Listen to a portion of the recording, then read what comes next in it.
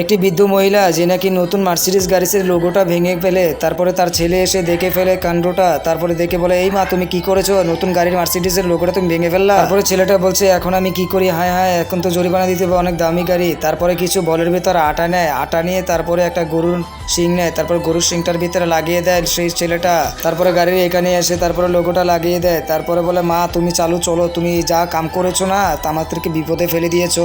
তারপরে একটা মহিলা তাদের কাহিনীটা দেখে ফেলে, তারপরে সাথে সাথে একটা ছবি তুলে ফেলে, তারা ভেবেছে দেখেনি। তারপরে আরেকটি মহিলা এসে বলে, আয় হায় গাড়ির এই অবস্থা কি করেছে। মহিলাটা বলে, যায় এখনই বলতে হবে গাড়ির মালিকটা কে, দেখতে হবে। তারপরে মহিলাটা দৌড়ে পালিয়ে যায়। তারপরে গাড়ির মালিকটা গাড়ির সামনে আসে। তারপরে যখন গাড়িতে উঠে যখন গাড়িটা স্টার্ট করে, তারপরে দেখে যে লোগো বাসে না, তখনই মাথা নষ্ট হয়ে যায়। তখন গাড়ি থেকে বের হয়ে দেখে তার লোগোটা কে জানি ভেঙে ফেলেছে। লোকটা বলছে, আমার গাড়িটা এই অবস্থা করেছে গে, যেই হোক আমি এই লোকটাকে ধরবো। তারপরে মহিলাটা এসে বলে, আপনার গাড়িটা ভেঙেছে একটি মহিলাটা বলেছে, আমি ছবি তুলে ফেলেছি, এই যে এই মহিলাটা আপনার গাড়িটাকে ভেঙে দিয়েছে।